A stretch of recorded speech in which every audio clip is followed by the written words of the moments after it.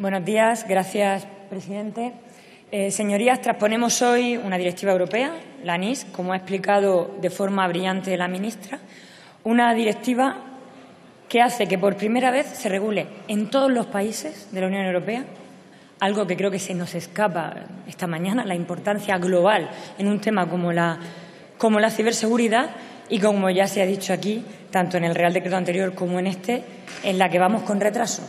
Esta directiva tenía que estar traspuesta, este Real Decreto tenía que estar en marcha desde mayo del año pasado. De hecho, ya ha recibido el Gobierno la carta de emplazamiento y, desde luego, eso es uno de los factores por los que se hacía urgente la tramitación de este decreto. Yo la verdad es que creo que el Gobierno está simplemente cumpliendo con su obligación. La urgencia a veces puede hacer pues que haya, desde luego, margen para la mejora, algo en lo que creo que hemos demostrado durante estos días de conversaciones y sobre todo por parte del Ministerio, tener toda la voluntad para alcanzar los consensos necesarios en un tema tan importante como este. La ciberseguridad y el decreto en sí mismo es un tema que tiene un contenido muy técnico, pero que a mí me gustaría hoy reclamarles su atención, señorías, precisamente porque no es un tema lejano, ni muchísimo menos, y eso creo que a nosotros, como legislativo, como parlamentarios,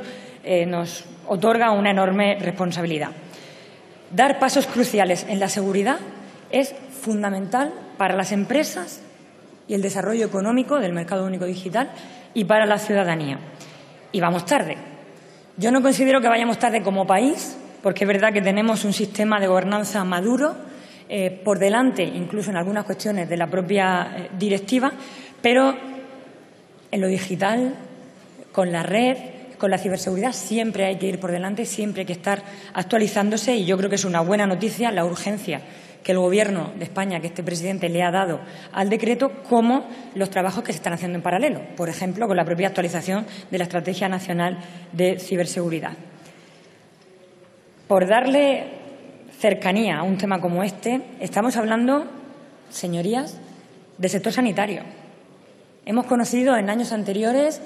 situaciones dramáticas vividas no muy lejos de aquí, en países de la Unión Europea, que han afectado directamente a la parálisis de hospitales y han tenido como consecuencia incluso víctimas mortales. Estamos hablando, por supuesto, de la administración de la banca. Solo con un sistema confiable los países son capaces de desarrollar no solo su sistema bancario, sino, por supuesto, garantizar la misma seguridad en los suministros de agua potable o en los suministros eléctricos. Tenemos que conseguir,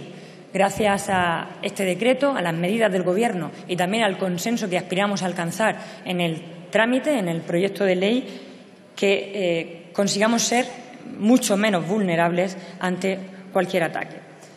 Para mí hay una de las buenas noticias, que es la ampliación del ámbito. Hasta ahora las infraestructuras críticas estaban muy definidas, pero ampliar el ámbito de actuación a los proveedores de servicios digitales, es decir, para hablar en plata, la nube, los buscadores, los mercados en línea, creo que es un paso imprescindible porque son el presente y suponen un gran futuro, y porque, en definitiva, solo con mayor ciberseguridad seremos capaces de garantizar los derechos y libertades de la ciudadanía en la red. Hablamos desde los derechos de la intimidad hasta todo lo que tiene que ver con la protección de datos, y además es algo que desde el Partido Socialista siempre hemos garantizado, capitalizado, y hemos sido pioneros cuando nos ha tocado gobernar, como lo vamos a volver a ser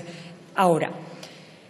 Además, yo creo que en paralelo debemos de seguir trabajando de las políticas públicas precisamente en la educación y en la concienciación. A menudo tengo la sensación de que somos como muy sensibles en lo que tiene que ver con la seguridad física, pero no lo somos tanto en lo que tiene que ver con la seguridad digital. Cerramos nuestras casas, aumentan los anuncios de alarmas, pero, sin embargo, los correos electrónicos, las contraseñas, etcétera, pues creo que lo que tiene que ver con los niños y las niñas, creo que tiene que ser también una de nuestras prioridades en las políticas. En definitiva, y centrándome en dos aspectos que me parecen clave en estos temas, uno es la proactividad, la que ha tenido este Gobierno y lo está demostrando, y otra es la del consenso. Recordar que fue la Ley 8/2011 la que nos puso al frente en esta materia, Conseguimos entonces que esta Ley de Protección de Infraestructuras Críticas se aprobara por una amplia mayoría y creo que en un tema de país como este, que además trasciende las fronteras, es que no es de país, es global, pero que es muy importante para nuestro país, tenemos que hacer todos un esfuerzo por conseguir ese consenso mucho mayor que el que hoy vamos a conseguir a lo largo de la tramitación parlamentaria. En ese sentido, creo que hemos tenido momentos importantes en este país, como cuando se creó el Instituto Inteco en los tiempos del Gobierno socialista o cuando luego pasó a ser el INCIBE, un buen centro de referencia a CERT en el ámbito mundial. Insisto en que para nosotros es muy importante lo que supone el decreto en materia de coordinación europea y que, por lo tanto, tenemos que hacer ese esfuerzo para que también se garantice en el interno, en nuestro país y en la conformación de nuestro Estado. Lo requieren los sistemas financieros, eléctricos, las telecomunicaciones y vamos a poner todo nuestro interés en conseguirlo, como, por cierto, también lo hicimos con la Ley General de Telecomunicaciones, que me parece un buen ejemplo de cómo en temas técnicos que pueden tener una gran repercusión en la ciudadanía y en sus derechos, aunque no se sea tan consciente en el día a día, los políticos tenemos que estar a la altura y conseguir esos grandes consensos de país. Y, por terminar, el mundo es evidentemente cada día más digital, pero no puede ser un mundo sin reglas, porque entonces no hay derechos.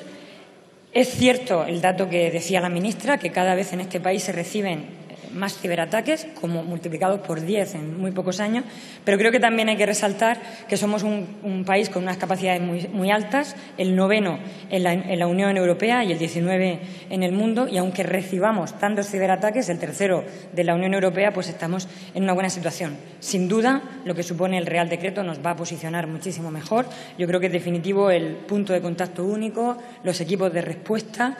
Y con respecto a las sanciones, señor Sisto, por lo que me he podido documentar, creo que son las menores si nos comparamos con la legislación y si hacemos derecho comparado. Pero en cualquier caso, y lo más importante, y con esto termino definitivamente, en este reto global, en este reto mundial, tenemos que conseguir aunar esfuerzos. No somos partidarios en el Grupo Socialista de reducir ni compartimentar una cuestión de seguridad nacional con la que nos jugamos tanto, pero sin duda estamos dispuestos a que la oportunidad que nos da el debate, la tramitación como proyecto de ley, para poder profundizar y dar con la clave, ver, revisar y garantizar los mecanismos de coordinación que tienen que suceder dentro del Estado para que esos grandes objetivos que supone la directiva y el Real Decreto vayan hasta abajo y los hagamos eficaces como merecen nuestras empresas y la ciudadanía. Muchas gracias, señorías.